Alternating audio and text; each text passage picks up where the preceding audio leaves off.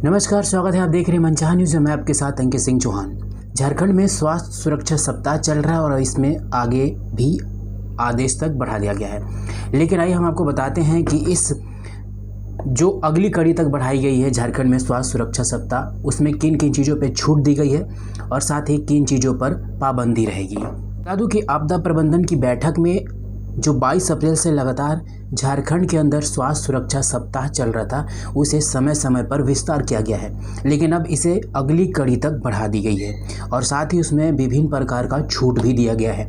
आइए हम आपको बताते हैं नई गाइडलाइन। बता दें कि जो नियम और कानून थे पहले, अब उसमें बढ़ोतरी कर दी गई है और साथ ही अब सभी जिलों में जो दुकानों की खुलने की स्थिति थी, समय था, अब उसे 8 बजे रात तक कर दिया गया है। यानी कि सभी दुकानें 8 बजे तक खुली रहेंगी। सभी सरकारी और निजी कार्यालय 50% मानव संसाधन के साथ खुले रहेंगे। यानी कि अब 50% कार्यालय में निजी कंपनी हो या फिर सरकारी दफ्तर हो, इन सभी जगह पे अब 50% उपस्थिति रहेगी कर्मचारियों की। शनिवार की शाम जो पहले 6 बजे से सोमवार की सुबह 6 बजे तक लॉकडाउन रहता था, उसमें अब शनिवार की शाम 8 बजे यानी 2 घंटे की बढ़ोतरी की गई है, लेकिन वह पूर्णतः लागू रहेगा पहले की तरह। सिनेमा हॉल, बार, मल्टीप्लेक्स और रेस्तरां सभी खुलने की अनुमति दे दी गई है, लेकिन 50% लोगों की अनुमति ही होगी। झारखंड में स्टेडियम, जिम्नेजियम और पार्क खुल सकेंगे। यानी कि पहले की स्थिति की बात करें तो ये तीनों चीज़ों पर पाबंदी थी, लेकिन नए आदेश में इसे भी खोलने की अनुमति दे दी गई है। समस्त शैक्षणिक संस्थान अभी भी बंद रहेंगे।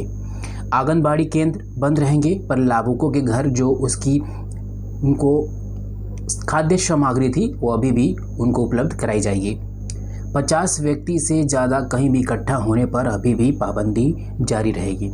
बैंक्वेट हॉल और साथ ही सामुदायिक भवन खुल सकेंगे, पर 50% से ज़्यादा लोगों के लिए एकत्रित होने पर अभी भी प्रतिबंध रहेगा। धार्मिक स्थल अभी भी बंद रहेंगे।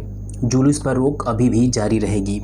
राज्य के अंदर बस परिवहन की अनुमति दे दी गई है। यानी कि झारखंड के अंदर अब बस शुरू हो जाएंगे। अंतर्राज्यीय बस परिवहन अभी भी रोक जारी रहेगी। यानी कि झारखंड से बाहर दूसरे राज्यों से आने जाने वाली जो बसें हैं उस पर अभी भी प्रतिबंध रहेगा, लेकिन झारखंड के अंदर चलने वाली सभी बसें शुरू हो जाएंगी।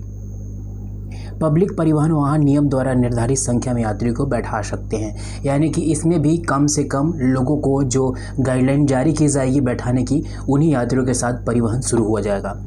भारत सरकार द्वारा आयोजित परीक्षा कराई जाएगी। यानी कि सेंट्रल गवर्नमेंट की जितनी भी परीक्षाएं हैं वो झारखंड में अब हो सकती हैं। राज्य के द्वारा कराई जाने वाली परीक्षा अभी भी स्थगित रहेगी। यानी कि झारखंड सरकार के द्वारा जितनी भी परीक्षाएं कराई जाती हैं उस पर अभी भी प्रतिबंध रहेगा। झारखंड के अंदर अभी भी मेला प्रदर्शन पर रोक जारी रहेगा।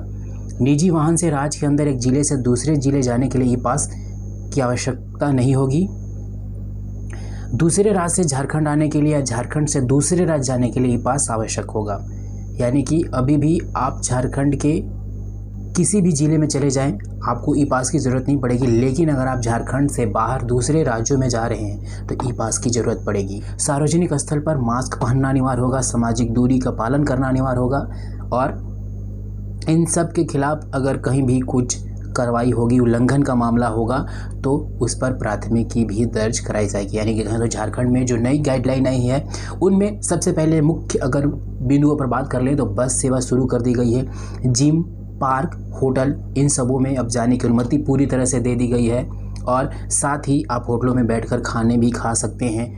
झारखंड सरकार की जो परीक्षाएं होती है उस पर प्रतिबंध अभी भी जारी रहेगा, लेकिन जो भारत सरकार के द्वारा परीक्षाएं यानी कि सेंट्रल गवर्नमेंट के द्वारा जो परीक्षाएं होती थी उस पर अब छूट दे दी गई। यानी कि वो परीक्षाएं हो सकती है। तो कहें तो ये व्यापक छूट दी गई है इन सभी चीज़ों में और आने वाले दिनों में जो अगली कड़ी तक होगी उसमें झारखंड की और भी चीज़ों पर छूट दी जाएगी। झारखंड के जो लोगों के लिए है छूट दी जाएगी, लेकिन पूर्णतः अगर बता दें तो झारखंड में अभी भी स्वास्थ्य सुरक्षा सप्ताह को कड़े आदेशों के साथ पालन करना अनिवार्य होगा।